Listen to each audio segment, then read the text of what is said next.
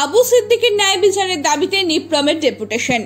দক্ষিণ 24 পরগনার আবু সিদ্দিকের বিচারের ন্যায়ের দাবিতে ডেপুটেশন মালবাজার মহকুমা শাসকের নিকট নিরপেক্ষ প্রতিবাদী মঞ্চ তথা নিপ্রমের জলপাইগুড়ি জেলা কমিটির পক্ষ থেকে দক্ষিণ 24 পরগনার ঢোলাহাটে পুলিশের মারে মৃত্যু হওয়া যুবক আবু সিদ্দিকের ন্যায় বিচারের দাবিতে মালবাজার মহকুমা শাসকের নিকট ডেপুটেশন পত্র তুলে দেওয়া হয়েছে।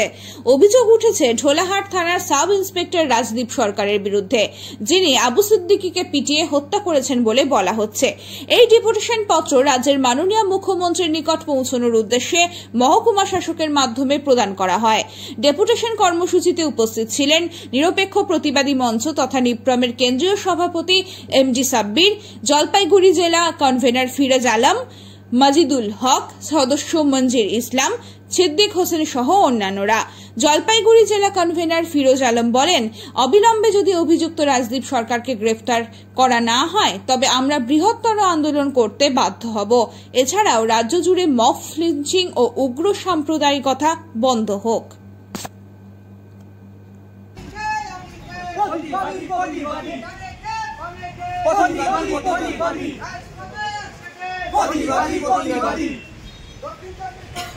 हो गया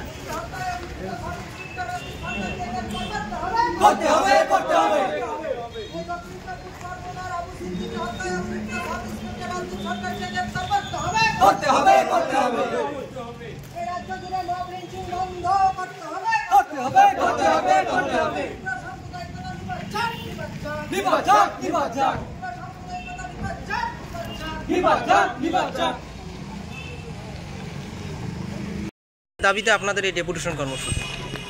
দক্ষিণ 24 পরগনার আবু সিদ্দিক ভাইকে যে মিথ্যা অপবাদ দিয়ে গ্রেফতার করা হয়েছিল, নির্মমভাবে তেনাকে মারধর করা হয়েছিল, আর তেনাকে এমন মারা হয়েছে যে তেনাকে মৃত্যুবরণ করতে হয়েছে। এখন পর্যন্ত প্রায় 2 সপ্তাহ ঘটে যায়, এখন পর্যন্ত আমরা দেখতে পাই যে সাব ইন্সপেক্টর রাজদীপ সরকার, তাকে এখন পর্যন্ত গ্রেফতার করা হলো না। তাকে পুনরায় অন্য এক অফিসের মধ্যে করা হয়েছিল, তাকে এখন পর্যন্ত পুলিশ থেকে বের করে দিল না, গ্রেফতার করা হলো না।